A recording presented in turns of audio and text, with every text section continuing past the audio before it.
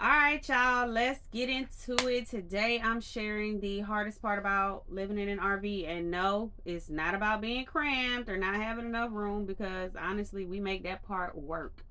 But let me tell you, there are some things that really test me in this RV life. First up, the judgments. Yes, you heard me. People love to look at your life and throw out their opinions and act like they've got it all figured out. Living in an RV full time, especially as a single mom, I've had people say it's unstable or like I'm doing something wrong. And listen, if you're living this lifestyle, like you already know, most of these people just don't understand it. I used to let it get to me, but now I just try not to get a haters no shine. This life works for us, and that's all that matters, really, at the end of the day. Um, so let's move on to the actual real stuff, right? First, the kitchen. Listen, I love cooking. I make almost all of our meals. So having a tiny stove with just three eyes, that's been a challenge. And don't get me started on the oven. It's too small, right? I make it work, and my stove is actually really good for what it is. But I'm telling you right now, my next RV, I'm prioritizing a full size stove, a full size oven, and as big a fridge as I can get my hands on. And while we're at it, a bigger pantry too.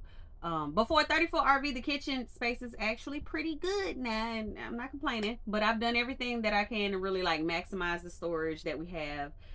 And again, I make it work, but if I'm dreaming big, I need more kitchen real estate up in my life. Okay, it's just needed.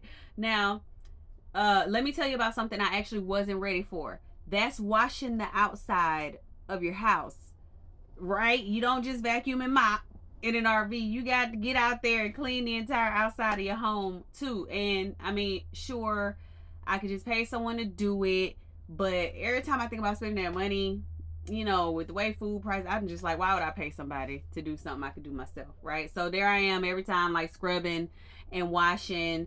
And let me tell you something, it's a full body workout. Full. So let's recap. The hardest parts, right, is the judgments I ignore. The tiny stove I tolerate, and the outside of the house really feels like mini boot camp. But for all of that, I still love this life. It works for me and my family, and it's teaching me actually to be a lot more intentional about what I want in the future, like a bigger kitchen or not having to scrub the outside of the house. But if you've been living the RV life, I really want to hear from you. What's the hardest part for you? Drop it in the comments. Let's talk about it. And if you missed yesterday's video about why I homeschool my children, I'll link it down below. It ties perfectly into how this lifestyle fits for our family. And don't forget to come back tomorrow because I'm sharing a little peek at our morning routine in the RV. If you want to see what our day looks like starting off in this tiny space, you won't want to miss it. As always, hit thumbs up, subscribe, and leave me a comment. I love connecting with y'all. Thanks for watching, and I'll see you tomorrow. Bye.